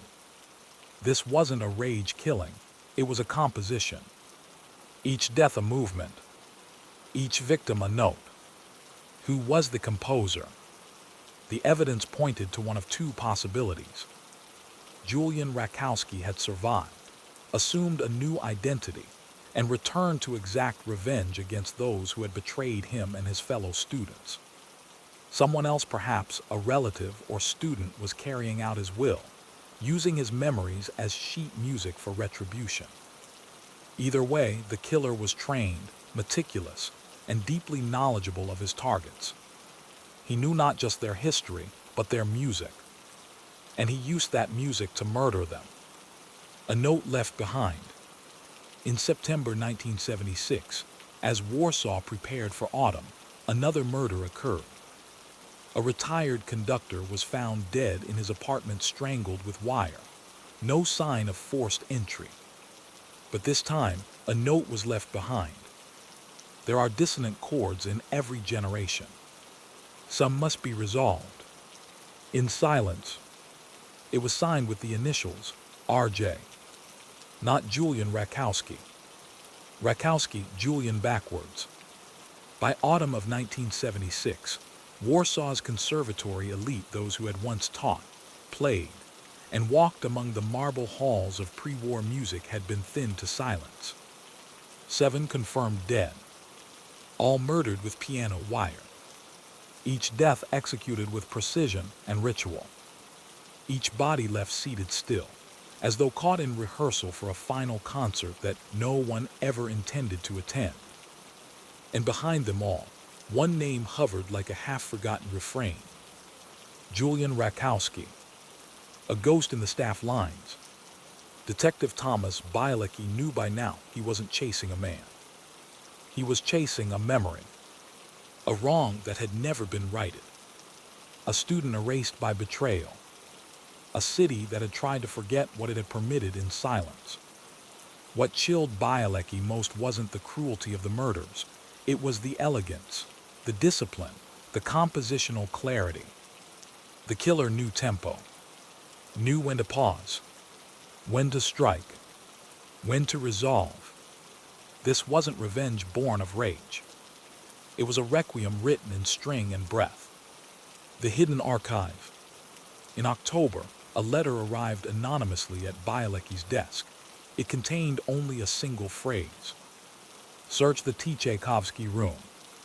The T. Tchaikovsky room had once been the main teaching hall at the old conservatory, now converted to a government-run music school. Bielecki waited until after hours. He brought no backup, no warrant. Behind the faded portrait of the Russian composer, he discovered a concealed alcove in the wall, sealed with rotting plaster. Inside, a crate of archival boxes wrapped in oilskin. The contents included copies of arrest reports from 1939, confessions signed under duress, forged testimony sheets, and photographs unpublished, never archived, of Jewish students being removed from the school under the supervision of conservatory staff. Among the photos, a teenage boy with deep-set eyes and a cello strapped to his back.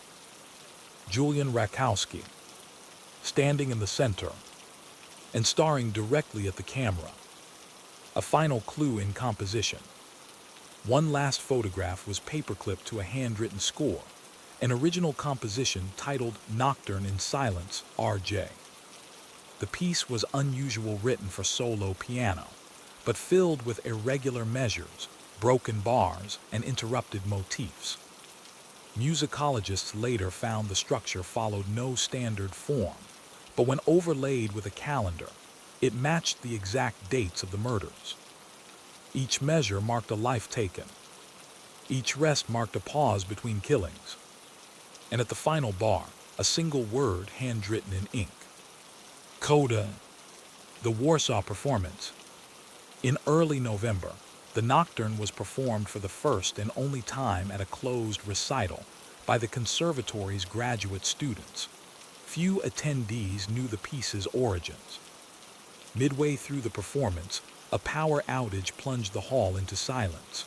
When the lights returned, a single program sheet was found in the front row. On it, a message typed on onion skin paper. The truth was not hidden, it was ignored. They buried my name, so I buried theirs. No signature, no fingerprints, but in the lower right corner, a faint watermark in the paper. A reversed treble clef. The legacy of the wire. The murders stopped after that night. No more musicians from the list died. No more notes appeared. The conservatory scrubbed its records. The militia closed the file quietly. Bielecki, warned by higher-ups, retired early. The government called it an isolated criminal episode with no political relevance. But in the music community, no one believed it was over. They believed it had concluded. And that was worse. Who was the killer? No suspect was ever arrested. No one was officially charged. But among underground circles, it became accepted that Julian Rakowski had either survived the war and exacted his revenge, or that someone very close to him had. Some believed Rakowski fled east and returned decades later under a new identity. Others speculated a former student, carrying his grief and rage, acted in his name. But what everyone agreed on was this: the killer had musical training, deep personal knowledge of each victim, and the patience to wait nearly 40 years to strike. A city that played along. The tragedy of the piano wire murders wasn't just in the deaths.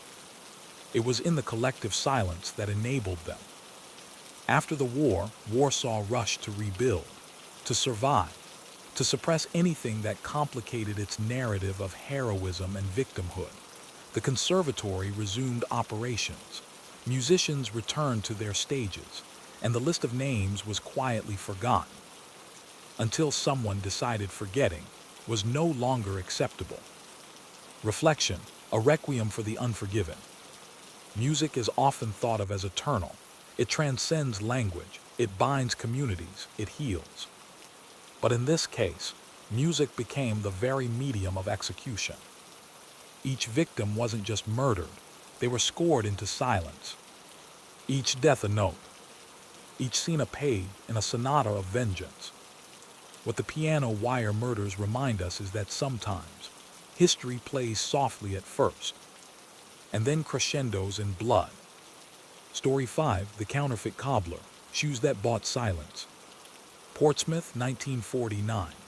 A harbor town on the English coast, salt-bitten and humming with the last echoes of war. The ships had returned, the ration lines had shortened, and the men were beginning to wear shoes again, not just boots.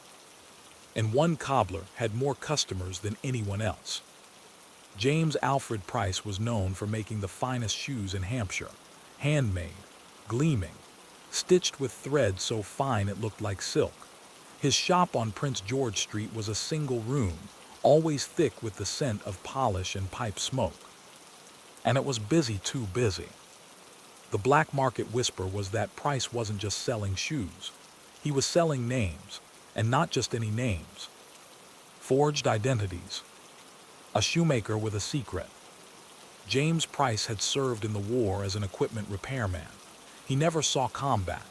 Instead, he returned to Portsmouth with a limp, a toolkit, and the uncanny ability to build anything with his hands. He set up his cobbler shop in 1946. Within a year, he had more business than any other tradesman in the district. But not all of his customers came for soles and stitching. Some came late after hours. Some left without carrying anything at all. Some well-dressed men, women in veils, entered the shop and never came out the front door. The first body. In the early spring of '49, dockworkers found a man's body beneath the old railway bridge near Southsea. His hands were gloved, his face had been severely beaten, and his feet. His shoes were missing. The only identifying item was a set of false papers tucked into the man's breast pocket. They listed his name as Michael Norrington, but police couldn't find any such person in government registries. Even more curious, the paper used to create the ID-matched Ministry of Labor stock, unavailable to civilians. Where had he gotten them? And why was he killed? The cobbler's book. It wasn't until a second body appeared again. No shoes, false papers in his coat, that the local constable, Inspector Harold Lang, began to see the connection. Lang remembered that one of the dead men had once been seen entering Price's shop, several weeks before his death. Lang visited the cobbler under the pretense of having his boots repaired. Price was polite, courteous, spoke with a slow, heavy Hampshire drawl, and never stopped working with his hands. When Lang asked casually about his clientele, Price smiled. "Feet don't lie, Inspector. That's all I deal in, feet." Lang noticed a ledger on the wall, labeled Clients. He asked to see it. Price declined. "Trade secret, that is. Can't have my rivals stealing customers." Lang let it go for the moment. A quiet operation. By mid-1949, Lang had traced 6 deaths, all linked by 3 things. Each victim was carrying false identity papers. Each had unusual scars or wounds on the feet, suggesting recent shoe fittings. All had at some point been seen near Price's shop. Lang petitioned the Home Office for a surveillance warrant, but it was denied. Not enough evidence. And according to naval intelligence, Price had no criminal record. In fact, he'd been commended for his wartime service. So Lang did what he always did. He waited, watched, and followed the cobbler's rhythm. That's when he noticed something odd. The hidden basement. Every Thursday night, Price would close the shop at 7:00 p.m. Lights off, door bolted. But at 7:15, the light in the back room would flicker on again, dim, low, the kind used to expose photographic negatives. Lang couldn't see inside, but he could smell the change. Chemicals, ink, burnt celluloid. He noted the timing, the pattern. And then, one night, a man in a Royal Navy uniform entered the shop at 7:12. He left at 7:38, wearing a different pair of shoes than the ones he'd arrived in. The disappearing sailor. That same man, Lieutenant Arthur Bell, Royal Navy, was later reported absent without leave, never returned to base, vanished. But 2 weeks later, Lang received a quiet tip. A passport with Bell's photo had been used to board a freighter heading for Lisbon. The name on the passport: Peter Knox. Forged papers, new shoes, a clean escape. Lang returned to Price's shop the next day. Confrontation. This time, he brought backup.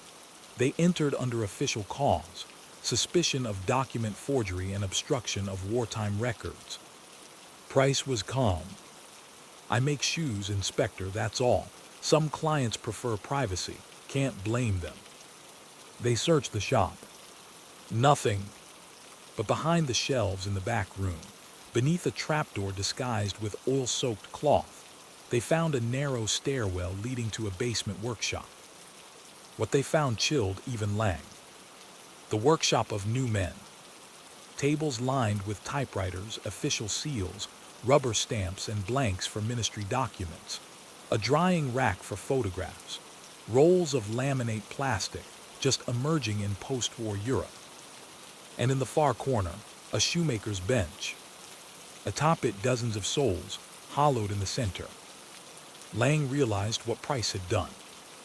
He had been hiding forged documents inside the shoes, stuffed into false soles, stitched back into place, given to clients who walked out with new identities quite literally underfoot. Price didn't flinch.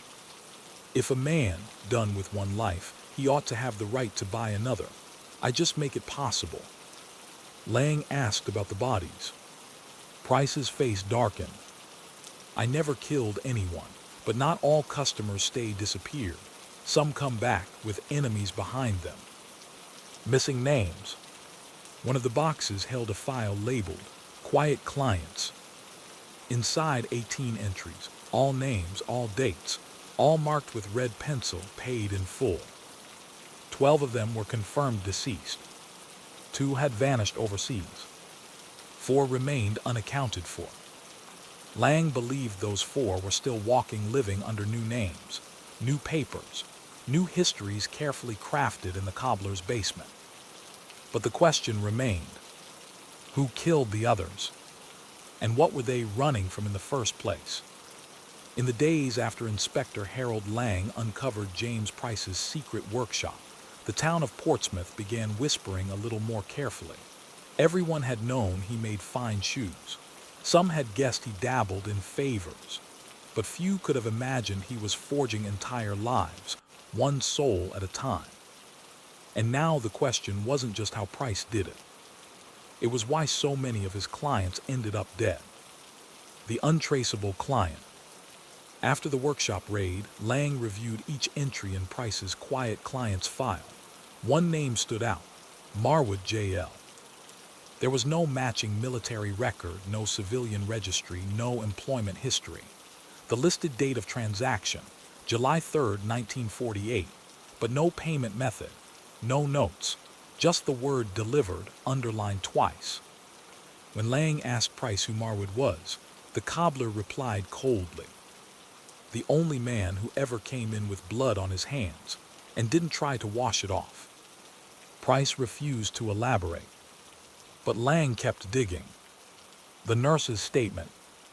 A nurse named Elsie Mooring, who volunteered for post-war resettlement services, came forward anonymously. She remembered the name Marwood, claimed she'd treated a man by that name at a private estate clinic just outside Guildford. He arrived with a gunshot wound, refused to identify himself, had a Polish accent, stayed 1 week, left suddenly. Elsie remembered one thing clearly. He wore perfectly polished shoes, handmade, the kind you didn't see in refugee camps. Lang checked the records. No official trace of this stay existed. But he had a hunch. Marwood wasn't the man's real name. Price had given it to him. And perhaps others were looking for him too. A second killing. 2 weeks after the raid, a body was found near the Portsmouth Naval Club. Male, late 40s, bludgeoned. No ID. But he had a name stitched into his collar, G. Harrow. Lang recognized it immediately. It was one of the quiet clients. A forensic exam revealed something peculiar. Inside one of the man's shoes, Price's unmistakable craftsmanship was a single brass key wrapped in oiled paper, etched into the metal, B12. Lang didn't recognize the marking, but the way it had been concealed. Classic Price. The prisoner speaks. Price, now held in solitary remand, agreed to speak only once more. Lang showed him the key. Price didn't react. If that came from Harrow's shoes, he should have thrown it in the sea like I told him. Some ghosts don't like to stay buried. Who's the ghost? Lang asked. Price's reply was careful. Let's just say I sold paper. Some of them bought forgiveness. Others bought delay. But the ones who lied about what they'd done before they got to me. He looked up for the first time, tired. They didn't walk far. The watcher. That night, Lang noticed a man loitering across from the police station. Tall, angular, wearing an overcoat too heavy for the weather. Each evening he returned. Never entered. Never moved far. Lang approached on the 4th day. The man said only this. The cobbler doesn't choose the leather. He only cuts what he's given. And then he vanished into a waiting black car. The number plates were untraceable. Lang's superior told him to drop the investigation. But he didn't. The key and the locker. Eventually, Lang matched the key to a railway station locker in London. Inside, wrapped in linen and greaseproof paper. A coded notebook filled with names and dates. A British passport under the name J.L. Marwood. A small pistol unused. And a photograph. 5 men in British uniforms standing in front of a bombed-out building taken. It turned out in Yugoslavia, 1944. One of the men was Harrow, another was Price. But the man at the center was wearing civilian clothes. No name, no file, no record. The unknown man had a scar down his cheek and in his hand. A pair of polished handmade shoes. Forging the past. Lang worked quietly with a contact in intelligence. Eventually, he learned the truth. The unnamed man was believed to have been a partisan assassin, working unofficially alongside Allied operatives during the war. He carried out extrajudicial killings, allegedly eliminating potential threats to post-war stability. After the war, he was supposed to vanish, officially dead. Instead, he came to England, and James Price made him a new identity.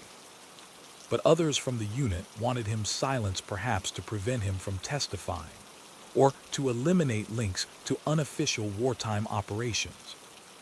And so, one by one, the quiet clients began to turn up dead. Not because of what Price did, but because of what they had done before him. A question of guilt. Lang returned to Price one last time. "Did you know who they were?" he asked. Price took a long drag from his cigarette. No and yes, I saw it in their feet, in how they walked. People who carry guilt, Inspector, they wear it like weight. I don't judge them, I just help them walk differently. And the ones who killed, they weren't mine to stop, only to delay. A letter from Lisbon. Months after Price's conviction on forgery charges, no murder charges ever stuck, Lang received a letter with no return address. Inside, a pair of photographs. A man in a sunlit cafe in Lisbon, reading a paper, wearing dark glasses. His shoes gleamed.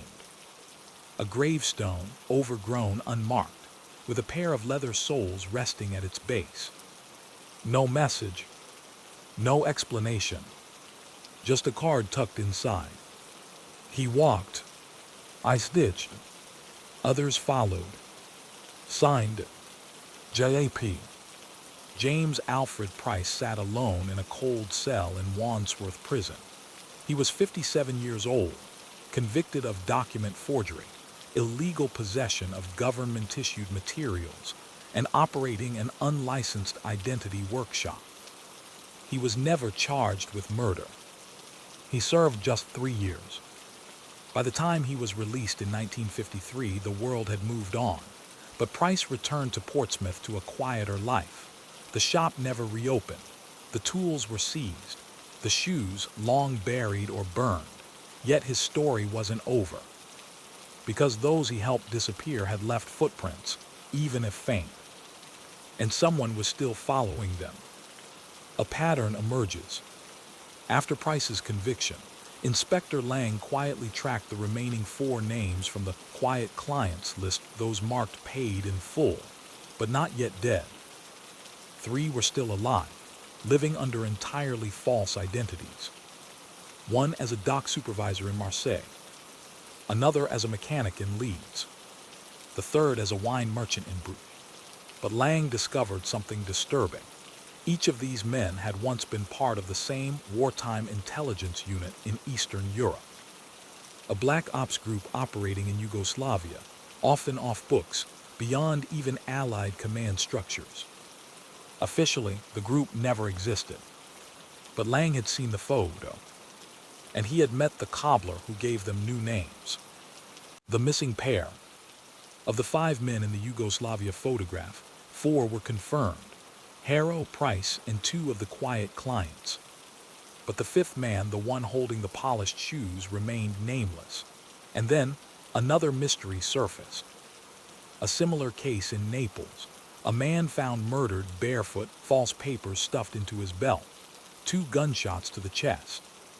Lang requested the crime scene photo. The shoes were gone, but in the dirt beneath the victim's back was a partial imprint. It read, Price and Sons, Portsmouth. Only Price had never had sons, at least not legally. The legacy of the cobbler. In late 1956, Price died of a heart attack while walking alone by the seafront. He left no will, no known heirs, but in a letter sent to a small parish charity 2 days before his death, he enclosed a hand-drawn map. It marked the location of a sealed chest, buried beneath the floorboards of an abandoned farmhouse outside Winchester. Inside, the charity workers found 42 pairs of shoes. Each pair contained a small laminated card with initials, dates, and sometimes short phrases. Phrases like left her behind, railcar 17, or he never knew. It was a catalog of ghosts. Each shoe told a story. Each soul carried a sin. Who was the executioner? Despite Lang's efforts, the person responsible for killing Harrow, Marwood, and the others was never identified. But evidence began to point to a figure once rumored in MI5 files as the Walker, a shadowy figure used to clean up post-war intelligence messes. A man who followed false trails, removed inconvenient actors, and never left prints behind. Lang believed the Walker had been following the people Price helped vanish not out of revenge, but out of duty. Because the people Price saved weren't just deserters or criminals. They were loose ends. unfinished operations, men who had seen too much, done too much, and then walked away. But the walker never stopped walking after them.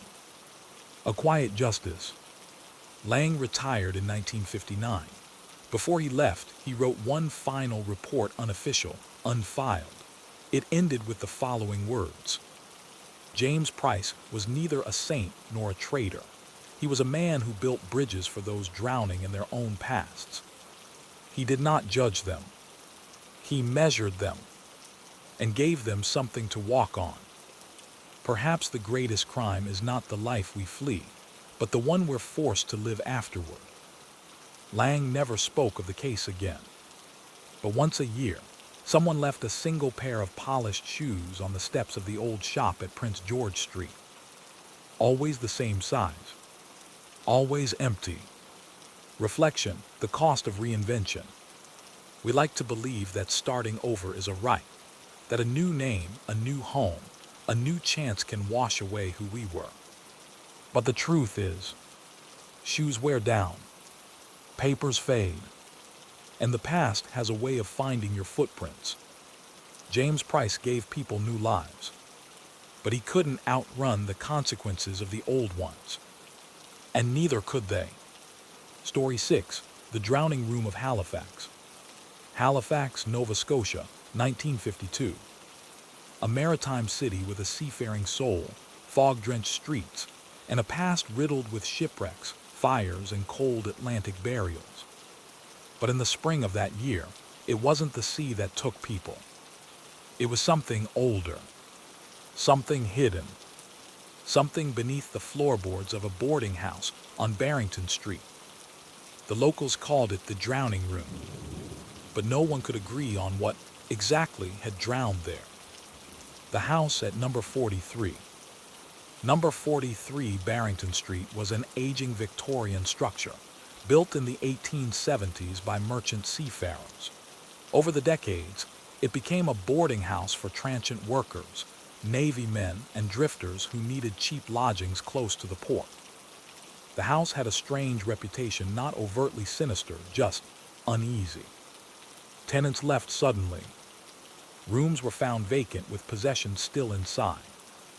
The basement flooded frequently, though no pipes were broken. And no one ever stayed in room 6 for more than a few days. A missing student. In February 1952, a 21-year-old university student named Douglas Innis took room 6. He was writing his thesis on Nova Scotia's colonial architecture and said the house's original features fascinated him. He moved in on a Tuesday. By Friday, he was gone. His belongings remained untouched. His coat still hung on the hook. His papers were stacked on the desk, but there was no sign of Douglas himself. The landlady, Mrs. Clara McKinley, age 67, simply shrugged. They all leave. Some don't like the dreams. The dreams. Tenants who had stayed in room 6, even briefly, later reported disturbing phenomena.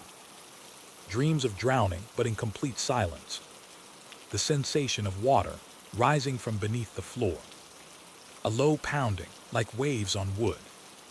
And always, just before waking, a woman's voice, whispering in a language no one could identify. Some dismissed it as sleep paralysis. Others blamed mold or the damp. But no rational cause was ever found. Constable Rowe's investigation. When Douglas's parents pressed for answers, Constable Eric Rowe of Halifax Regional Police was assigned to investigate. He interviewed former boarders. Many were reluctant to speak. Others seemed frightened to even remember the house. One, a longshoreman named Alfred Keats, said, "There's something in the floor. It listens.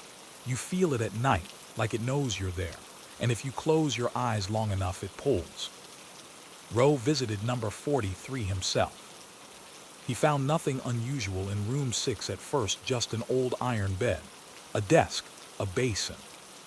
But when he tapped the floorboards, one section near the bed made a distinctly hollow sound. The discovery. With permission from the landlady, Rowe pried up the warped boards. Beneath was a sealed wooden trapdoor, heavily water-stained, with an old ship's anchor symbol carved into its center. He forced it open. A narrow staircase descended into pitch blackness. Not to the basement, this was beneath the basement level. At the bottom, Rowe discovered a room roughly 10 feet by 12 feet, stone-lined and completely encased in stagnant water about a foot deep.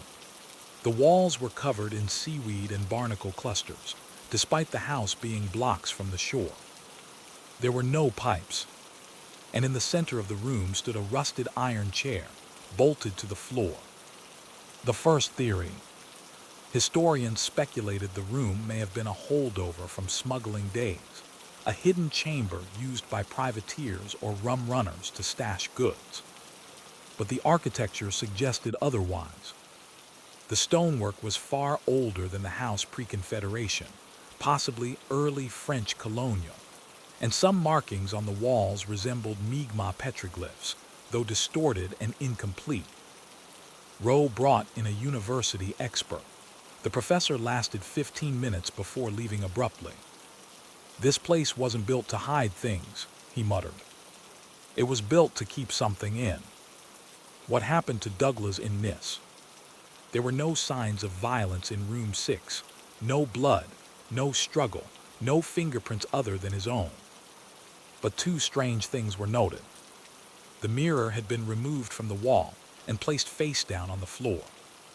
The wooden floor near the trapdoor had deep scratch marks, as though something had been dragged downward. Tests on the water from the chamber revealed high levels of brine, but no saltwater source nearby. There was also sediment found only in coastal marshes, none of which were within miles of the city center. And in the bottom of the chamber near the iron chair, divers found a single antique brooch, marked with the initials AC. Elaine Caulfield. Digging through old registries, Rowe traced the initials to an Elaine Caulfield, a woman of French Acadian descent who had been committed to the Halifax Asylum in 1891 for compulsive visions and maritime hysteria. Before her committal, she had lived at number 43 Barrington Street. The records were brief but disturbing.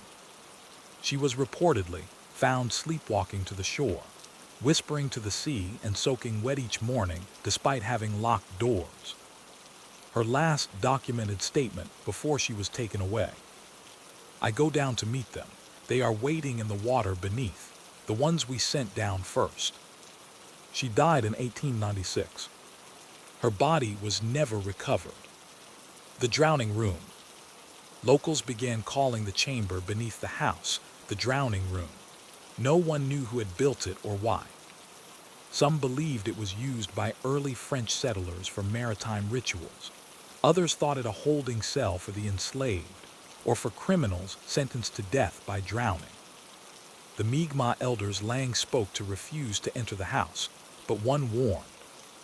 "There are places where the sea still breathes through the land. You build over it, you pay for it." By midsummer, room 6 was sealed off. But the house remained open. And then another tenant vanished. By late summer 1952, Halifax was no longer merely murmuring about number 43 Barrington Street. People crossed the street to avoid it. Neighbors kept their windows closed at night. And those who had once laughed off the ghost stories now walked with quicker steps past its cracked gates. Because another boarder was gone.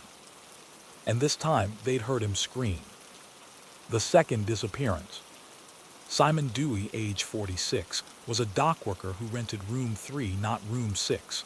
A quiet man, war veteran, no history of mental illness or erratic behavior. On the night of August 17, other tenants reported hearing strange noises, water sloshing, a rhythmic creaking, and what sounded like a rope being dragged across stone. At 3:14 a.m., several tenants woke to the sound of Simon screaming short, sharp, and abruptly cut off. When they entered the hallway, there was nothing. Simon's door was open. His boots were by the bed. The room was wet. The trail of moisture led not to the hallway, Not to the window, but to room 6, sealed shut with a padlock and a city-ordered notice. The padlock was broken. Inspector Rowe returns.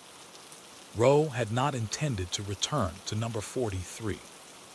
But when he saw the water pooling again beneath room 6's floorboards, he knew he was back in the middle of something older than any file and deeper than any report would ever reflect. He reopened the trapdoor. The water in the drowning room had risen now knee-deep. The iron chair remained, but at its base was a new object, a military dog tag belonging to Simon Dewey. Nearby was an iron nail, long and hand-forged, unmistakably colonial in origin. Embedded in it were fibers of rope, stained dark. No signs of struggle, no footprints, no evidence of how Dewey had reached the chamber at all. The sound recordings. Desperate for answers, Rowe had a technician from the university install sound recording equipment in room 6. They placed a reel-to-reel device near the trapdoor, left it running for 48 hours, and sealed the room once more. When they played the tapes back, the first 36 hours were silent, just creaks, floor shifts, the occasional drip. But then on hour 37, something shifted. There was the sound of rising water, though no pipes were active. A woman's voice began humming low, melodic, in a minor key. And then came a deep, inhuman gurgling, followed by a splash. Then silence. Maritime folklore and the tide. Rowe brought the recording to Professor Agnes Morin, an expert in Acadian folklore and indigenous maritime beliefs. After hearing the tape, she asked only one question. Did anyone in that house ever speak of a drowning ritual? That's when Rowe uncovered a long-forgotten article from 1897 in the Halifax Echo, describing an illegal baptism cult that had operated briefly in the region during the 1860s. The cult called the Tide believed that certain sins were too heavy to burn and could only be washed clean through drowning the willing. They operated in flooded basements, shipwrecked hulls, and supposedly one water-sealed room built into the land before the town. Their final priestess was arrested in 1871. Her name, Elaine Caulfield. What did she see? According to asylum records, Elaine believed she was not performing baptisms, but leading the tethered home. She claimed the drowning room was a passage, not a punishment. When pressed about what she saw beneath the water, her answers varied. Once she said, "They're asleep, but they hear the footsteps." Another time, "They are bound to the chair until we remember their names." Her final words before her death were, "He's still waiting, the one I couldn't drown." The house breathes. The boarding house was evacuated in October 1952 after a spontaneous flood surged from room 6, rising through the floorboards and soaking the entire west wing. Witnesses said the water smelled of salt and iron. Emergency services arrived to find the house dry again. But the floor was warped, the foundations cracked, and the drowning room was empty. The chair had been unbolted. A heavy chain lay coiled in its place. The final note. Inspector Rowe wrote a final, unofficial memo before resigning from the Halifax police. It read, "I do not believe these are hauntings in the traditional sense. I believe number 43 was built over something older than this city, something colonial settlers attempted to bind. I believe Elaine Caulfield knew what it was, and I believe she failed to contain it. 2 men have vanished. Their footprints ended in dry rooms. Their voices never returned. I recommend the house be demolished and the ground salted." Aftermath. The city ignored Rowe's memo. The house stood for another decade, repurposed twice, first as a temporary records office, then as a veterans assistance shelter.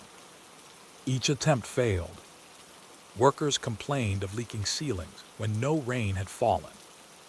One janitor vanished in 1959.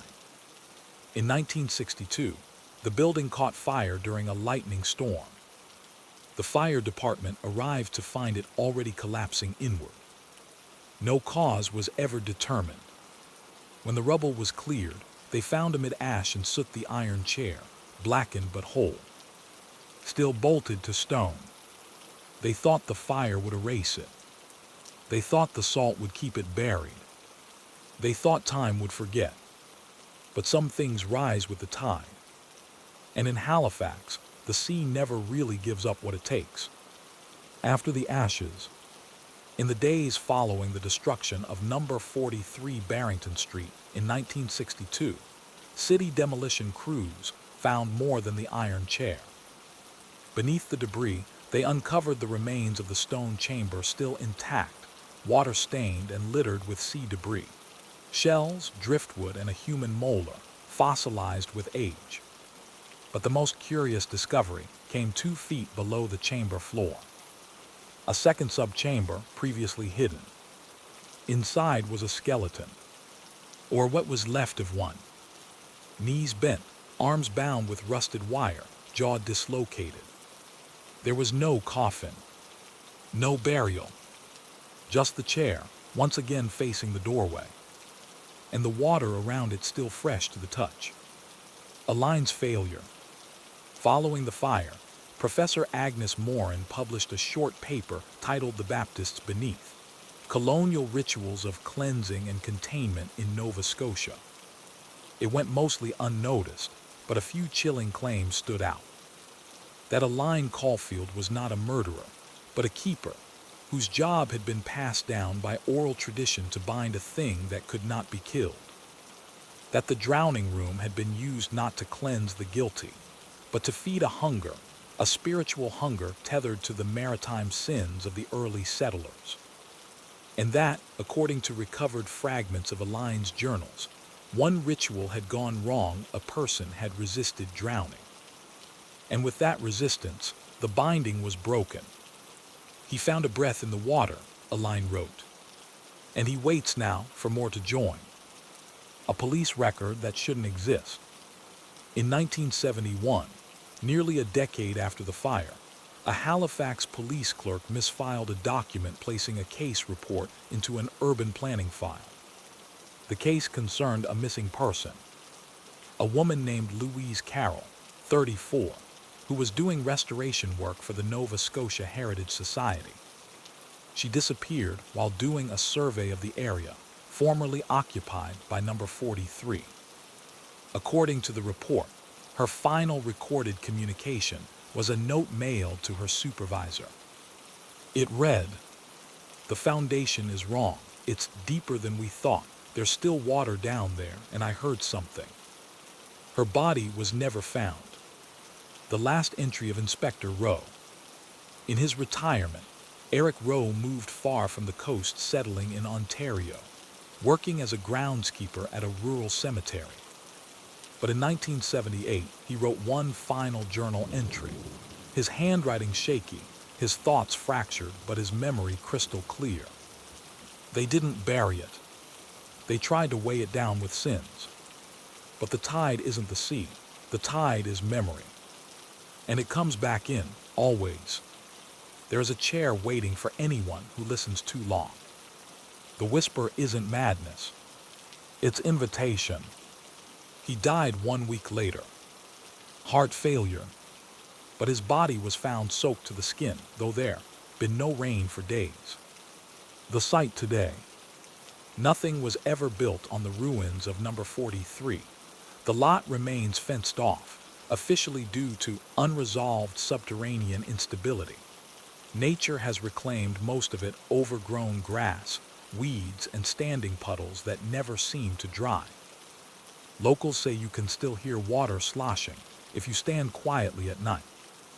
And sometimes, if you're alone long enough, a voice beneath the ground whispers in a tongue no one speaks anymore. Reflection: not everything that sinks is gone.